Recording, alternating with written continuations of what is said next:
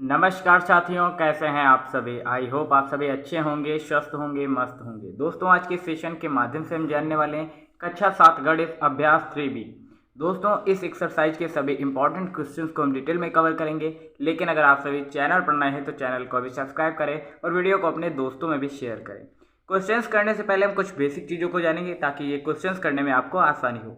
ठीक है, इस क्वेश्चन को करने से पहले सबसे पहले हमें समांतर माध्य के एक फार्मूले को जानना चाहिए जो आपकी किताब में यहाँ पर दिया गया है। समांतर माध्य बराबर होता क्या है, पहले देख लीजिए। सभी पदों का योगफल बटे पदों की संख्या। ये फार्मूला आपके इन क्वेश्चंस की जान है। ठीक है, अगर आपको ये आ रहा होगा तभी आप क्वेश्चंस कर पाएंगे। ठीक है, इसे थोड़ा सा अन्य रूप में यहाँ पर लिखा गया है सिग्मा एक्स बटे सिग्मा एन। अब सिग्मा एक्स है क्या, तो सिग्मा एक्स है सभी पदों का योगफल। सिग्मा का मतलब होता है योगफल और एन का मतलब है पदों की संख्या। ठीक है ना, तो ये फार्मूला आपको आना चाहिए। ये फार्मूला सेम ही है, बस भाषा को यहाँ पर बदल दिया गया है। ठीक है, मान लीजिए आपके पास 4 अंक कोई दिए गए हैं, मान लीजिए 2, 3, 4 और 6। अब आपसे कहे इन अंकों का या इन आंकड़ों का समांतर माध्य ज्ञात कीजिए। तो समांतर माध्य का आपको सूत्र पता है क्या होता है। समांतर माध्य का सूत्र क्या होता है, सभी पदों का योगफल। सभी पदों का योगफल, ठीक है, सभी पदों का योगफल बटे पदों की संख्या। यही फार्मूला होता है। समांतर माध्य इन आंकड़ों का निकालना है तो सभी पदों का योगफल, तो इन्हें जोड़ेंगे। क्या करेंगे, 2 + 3 + 4 + 6 बटे पदों की संख्या। पद कितने, 1, 2, 3, 4, तो 4 से भाग करेंगे। तो 2 में 3 जोड़ेंगे तो कितना होगा, 2 में 3 जोड़ेंगे कितना होगा, 5 होगा। 5 4 9, 9 6 15, यानी कि 15/4। ठीक है, अब इसे सॉल्व कर लेंगे तो यही आपका समांतर माध्य आ रहा होगा। ये समांतर माध्य आपका आ रहा होगा 15/4। आप चाहें तो सॉल्व कर सकते हैं। 4 × 3 = 12, उसके बाद कितना बचेगा, 3, फिर 4 × 7 = 28, 4 × 5 = 20। ये आपका समांतर माध्य आ रहा होगा। ठीक है, इस तरीके से हम समांतर माध्य निकालते हैं। आई होप यहाँ पर आपको प्रोसेस समझ में आया होगा। प्रोसेस जान गए तो क्वेश्चंस आप आसानी से कर पाएंगे। चलिए देखते हैं आज का पहला क्वेश्चन क्या कह रहा है। पहला क्वेश्चन आप अपनी किताब में देखिएगा, पढ़ भी सकते हैं। कह रहा है किसी कक्षा के 5 शिक्षार्थियों ने गणित की परीक्षा में क्रमशः 40, 50, 68, 70, 72 अंक प्राप्त किए। इन आंकड़ों का समांतर माध्य ज्ञात कीजिए। समांतर माध्य का फार्मूला अभी मैंने आपको बताया था, क्या होता है। समांतर माध्य बराबर क्या होता है, सभी पदों का योगफल। सभी पदों का योगफल, समांतर माध्य आपको निकालना है तो ये फार्मूला आना चाहिए। क्या कह रहा है, सभी पदों का योगफल बटे पदों की संख्या। क्लियर है ना। अब समांतर माध्य बराबर करेंगे सभी पदों का योगफल, यानी कि 40 + 50 + 68 + 70 + 72 डिवाइड बाय पदों की संख्या। पदों की संख्या कितनी है, 1, 2, 3, 4, 5। ठीक है, बटे 5 करेंगे। अब टोटल ऐड करेंगे कितना होगा, 2 में 0 जोड़ेंगे 2, 8 2 10, 0 0, 10 का 0 हासिल लगा 1, 7 और 1 हासिल 8 होगा, 8 7 15, 15 6 21, 21 5 26, 26 4 30, 300/5। अब इसे सॉल्व करेंगे, 5 × 5 = 5, 6 का 30, यानी कि 1 0 और बचेगा, यानी कि इसका समांतर माध्य कितना आएगा, 60। और यही आपका राइट आंसर आ रहा होगा। देखिए, अगर आपको ये फार्मूला आ रहा होगा तभी आप क्वेश्चंस को कर पाएंगे। समांतर माध्य बराबर होता क्या है, समांतर माध्य बराबर होता है पदों की संख्या, पदों का योगफल बटे पदों की संख्या। ये फार्मूला होता है। ये फार्मूला आ रहा होगा, क्वेश्चंस आप आसानी से कर पाएंगे। सेकंड क्वेश्चन इसी बेस्ड पे है। ठीक है, चलिए करते हैं। क्वेश्चन क्या कह रहा है, किसी फैक्ट्री के 15 मजदूरों की प्रतिदिन की मजदूरी ये दी गई 70, 110, 65, 80, 75, 85, 80, 76, 94, 110, 105, 110, 103, 81, 86 ये रुपए दिए गए। मजदूरों की मजदूरी का समांतर माध्य ज्ञात कीजिए। फिर से वही फार्मूला आपको लगाना है समांतर माध्य वाला। समांतर माध्य बराबर क्या होता है, सभी पदों का योगफल। ठीक है, सभी पदों का योगफल बटे पदों की संख्या। देखिए, यहाँ पर आप फार्मूला चेंज भी थोड़ा सा कर सकते हैं। समांतर माध्य आपको मजदूरों की मजदूरी का निकालना है तो आप यहाँ पर लिख सकते थे मजदूरों की मजदूरी का योगफल बटे कुल मजदूरों की मजदूरी। ठीक है, ये भी आप फार्मूला बना सकते थे। ठीक है, आपने अगर ये फार्मूला लिखा है उसके बाद सॉल्व करने तब भी कोई दिक्कत की बात नहीं है।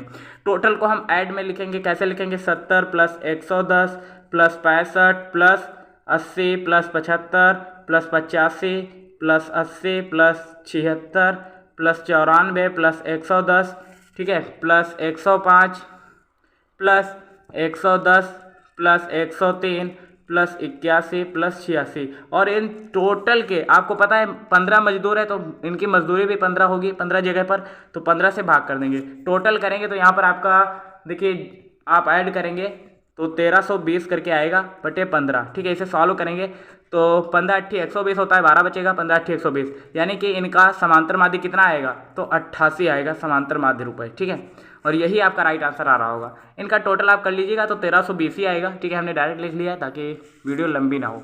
ठीक है, तो आई होप आप सभी को समझ में आया होगा। देखिए फार्मूला आ रहा होगा, आप क्वेश्चंस कर लेंगे। ठीक है, इसके बाद ये मोस्ट इंपॉर्टेंट क्वेश्चन है, आपका हाफ ईयरली एग्जाम हो, एनुअल एग्जाम हो, सभी में पूछा जा सकता है। क्वेश्चन क्या कह रहा है, सारणी के आंकड़ों का समांतर माध्य ज्ञात कीजिए। पद दिए गए, उसकी बारंबारता दी गई है, इसका आपको समांतर माध्य निकालना है। तो पद को हम कहते हैं x से डिनोट करते हैं, यानी कि प्रदर्शित करते हैं, और जो बारंबारता होती है उसे हम f से डिनोट करते हैं। ठीक है, बारंबारता को हम f से डिनोट करते हैं और पद को x से डिनोट करते हैं। अब आपको बारंबारता निकालने के लिए पहले इन देखिए पद और बारंबारता की गुणा करके हम जो लाएंगे वो हमारा सिग्मा का मान होगा, सिग्मा एफ एक्स का टोटल करेंगे। चलिए करते हैं। पहले पद यहाँ पर 4 दिया गया, फिर 6 8 10 12 14 ये दिया गया। बारंबारता क्या दी गई है, 3 4 2 2 6 8। अब हमें x और f से एफ एक्स निकालना है, यानी कि f गुणे x निकालना है। ठीक है, तो करते हैं 4 तियाँ कितना होगा 12, 6 चौक 24 और 8 दूनी 16, फिर 10 दूनी 20 होगा, 12 छंग 72 होगा, फिर 14 8 कितना होगा 112, 8 चौक 32 के 2, 8 कम 8 3 11। ठीक है, अब हम इसे टोटल कर लेंगे तो सिग्मा एफ एक्स का मान आ जाएगा। ठीक है, यहाँ पर ये फार्मूला दिया गया, आप देखिएगा आपकी किताब में दिया गया, ये समांतर माध्य का एक फार्मूला दिया गया है।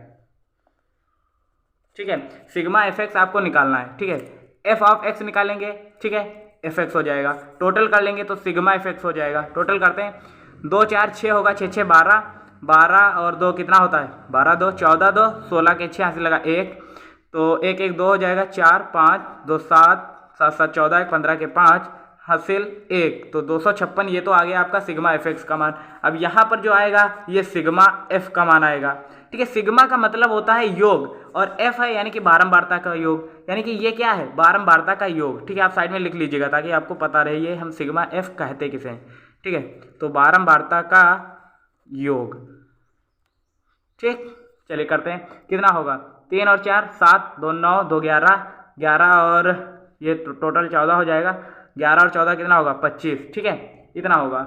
अब हमें निकालना क्या है समांतर माध्य। अब समांतर माध्य के लिए ये फार्मूला दिया गया है। ठीक है, समांतर माध्य के लिए फार्मूला क्या होता है, ठीक है, ये दूसरा फार्मूला है। जैसे यहाँ पर पद और बारंबारता दी गई तो उसके लिए ये फार्मूला हम इस्तेमाल करते हैं। सिंपली अगर कुछ इस तरीके का क्वेश्चन दिया गया तो हम इस तरीके के फार्मूले का इस्तेमाल करते हैं। ठीक है, तो फार्मूला कौन कहाँ पर इस्तेमाल करना है आप ध्यान दीजिएगा।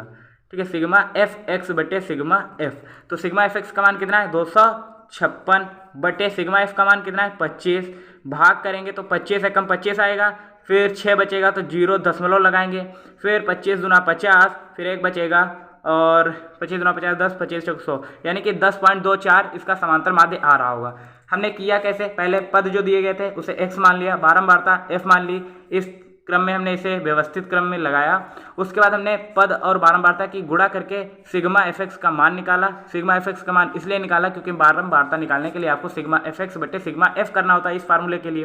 तो सिग्मा एफ एक्स का हमने मान निकाला, उसके बाद सिग्मा एफ का मान निकाला और उसके बाद समांतर माध्य वाले फार्मूले से हमने इसको प्राप्त कर लिया। सेम पैटर्न पर आपका चौथा क्वेश्चन होगा, तो ये क्वेश्चन आप सभी के लिए होमवर्क के तौर पे आप सभी करिएगा, आप सभी कर सकते हैं। सेम पैटर्न पर होगा जिस तरीके से हमने तीसरा क्वेश्चन किया, इसी पैटर्न पर ये होगा, बस इसमें गणना आपको ध्यान रखनी है। ठीक है, ये क्लास कैसी लगी आप मुझे कमेंट में बता सकते हैं। मिलते हैं नेक्स्ट अमेजिंग वीडियो के साथ, तब तक के लिए जय हिंद, नमस्कार, देखते रहिए लाइफ टाइम।